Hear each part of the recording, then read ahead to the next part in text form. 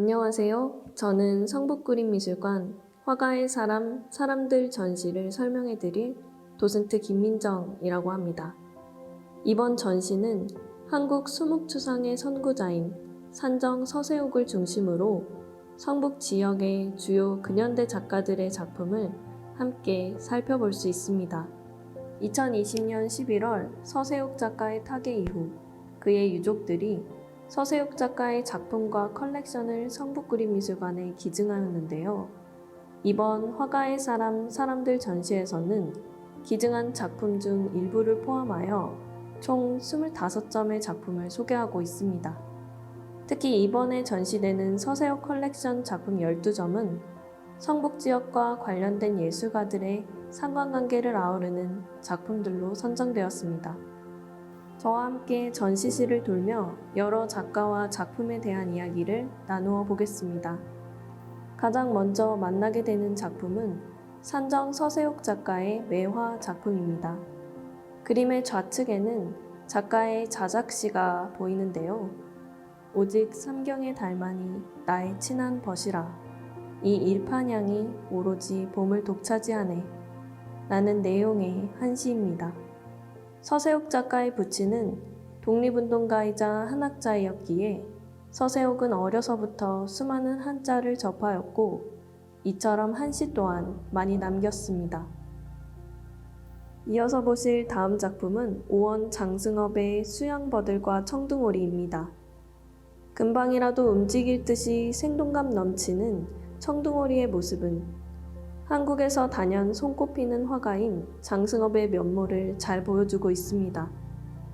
오원이라는 호는 나 오자와 단원 김홍도, 해원 신윤복의 원자호를 따라 스스로 오원이라 지은 이름이라고 합니다. 영웅 김용진은 장승업이 성북동 초가집에 기거할 당시 그곳을 자주 드나들었습니다.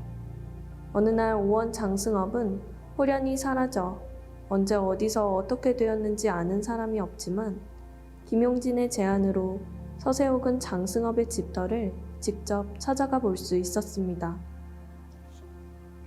다음 보실 작품은 추사 김정희의 서간문입니다. 추사 김정희는 조선의 학자이자 서예가로 잘 알려져 있는데요. 학문의 실사구시, 즉 사실의 토대를 두어 진리를 탐구하는 학풍을 열었고 제주에 유배되었을 적에 오랜 기간 동안 자신만의 독특한 추사체라는 글자를 만들며 후대의 예술가들에게 더욱 큰 영향을 미쳤습니다. 이 서간은 과천으로 이사가기 전 친지나 가족에게 쓴 편지로 추정되며 추사가 당시 처한 상황에 대한 이야기를 담고 있습니다. 한편 성북동 수연산방에 살았던 상어 이태주는 근원 김용준과 함께 문장이라고 하는 문예지의 제호를 추사의 서체를 집자하여 발간하기도 했습니다. 다음의 작품은 영훈 김용진의 장미입니다. 서세옥 작가는 1946년 서울대학교 미술대학의 제1회 입학생으로 서울대학교 동양화 수업에서 영훈 김용진과의 인연은 시작되었습니다. 이 작품은 김용진 작가가 서세옥이 결혼할 때에 축하의 의미로 그려준 그림입니다. 서씨, 정씨, 양가의 혼례를 축하하며 김용진이라고 적혀있는 것을 보실 수 있습니다.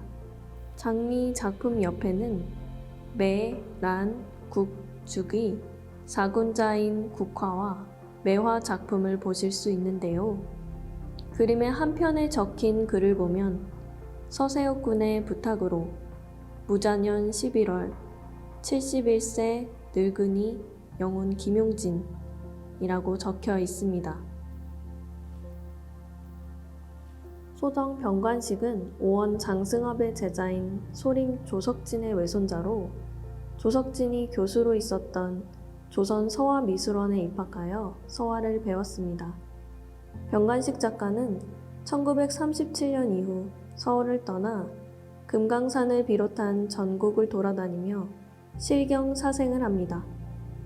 그의 대담한 화면 구성과 산천의 웅장한 자연미는 소정 화풍의 근간을 보여주고 있습니다.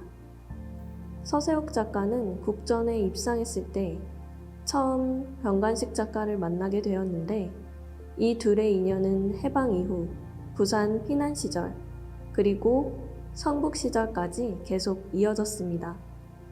병관식은 서세옥을 아우라 부를 정도로 서로의 의를 다졌습니다. 선면도 작품을 보시면 소정이 서재를 위해, 즉 서세옥 아우를 위해 그려준 작품으로 두 사람의 돈독했던 관계를 짐작해 볼 수 있습니다. 다음에 볼 작품은 서세옥 작가의 청산리 작품입니다. 청산리 전투가 치러진 유적지에 이르러 순국 의가의 순수한 충심을 추모하며 그린 그림입니다. 작품의 한쪽에는 높은 산봉우리에 찬바람 불고 길게 뻗은 숲에 해는 지려한다. 늙은 만리의 손이 눈물을 뿌려 꽃다운 혼을 기리네 라는 한 시가 쓰여 있습니다. 산정 서세옥 작가의 동네 작품이 바로 옆에 이어집니다. 작가는 성북동을 비롯한 성북 지역에서 오랜 기간 거주하며 창작 활동을 했습니다. 이 작품은 소나무 숲으로 둘러싸인 자신의 성북동 한옥과 언덕 아래로 유유히 흐르던 성북천의 풍경을 수묵으로 간결하게 표현한 작품입니다. 다음 작품 수선과 괴석은 무송제의 눈 오는 창가에서 게으른 산정이라는 글이 쓰여 있습니다. 괴석과 수선화 또한 추사를 비롯한 조선조 선비들이 자주 들여다보며 감상하며 그림으로 그리기도 했었던 소재들입니다. 다음의 작품은 소전 손재영 작가의 시창천공과 화의 통선입니다. 소전 손재영은 서예라는 용어를 처음 만든 작가입니다. 그의 명성에 걸맞게 작품 속 글자를 보시면 바로 소전체라 불리는 아주 독특한 서체임을 알 수 있습니다. 시창천공 작품에는 괴석과 수선화, 그리고 수선화 뿌리가 그려져 있습니다. 화의 통선 작품은 그림의 뜻이 불교의 선과 통한다 라는 뜻으로 산정 화백의 부탁으로 쓴다 라고 적혀 있습니다. 그는 인국 배정국이 살고 있던 성북동의 승선암에 들려 여러 예술가들과 종종 교류하였으며 어린 나이의 서세옥도 그와 종종 함께하였습니다. 손재영은 또한 당시 높은 감시관을 지녔으며 겸재, 단원, 추사 등의 수작들을 수집한 컬렉터로도 잘 알려져 있습니다. 근원 김용준은 동양화가이면서도 서양화가이자 미술사학자였습니다. 도쿄 미술학교 서양화과를 졸업하고 1946년에는 서울대학교 미술학부 동양학과 교수를 역임하였습니다. 김용준은 20세기 한국 수필문학의 진수로 평가받고 있는 근원 수필의 저자이기도 합니다. 1950년 6.25 전쟁 이후에는 이태준, 박태원 등과 월북하였습니다. 서세옥은 서양화가 길진섭의 소개로 김용준과 처음 인연을 맺었으며 서울대학교 입학 후에는 그를 스승으로 모시며 한국 미술의 역사와 근본적인 정신성에 대한 가르침을 받았습니다. 김용준의 작품 추강에는 원화가의 화풍을 따라 그렸다 라고 적혀 있듯이 원나라의 문인화풍 작품을 따라 그리며 이를 공부했던 것을 알 수 있습니다. 수와 김한기는 일본대학 미술과를 졸업하고 아방가르드 연구소를 조직하는 한편 신미술 운동에도 참여하였습니다. 8.15 광복 후에는 신사실파를 조직하여 모더니즘 운동을 주도하였습니다. 서세옥 작가는 김한기가 서울대학교 미술대학에서 강사로 재직할 당시 처음 만나게 되었으며 부산 피난 시절과 뉴욕 시절까지 두 사람의 인연을 이어나갔습니다.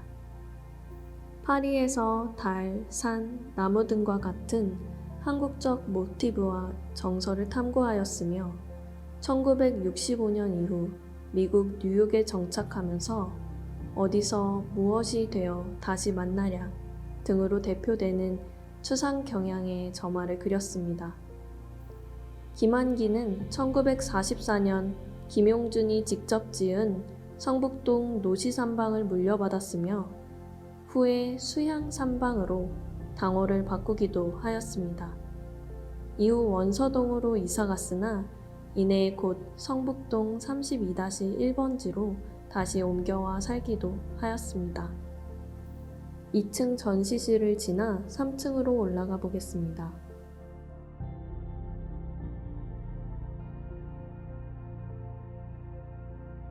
산정 서세욱 작가는 한국을 대표하는 수묵추상의 거장이라 알려져 있는데요. 3층에서는 그의 수묵추상 작품을 볼 수 있습니다.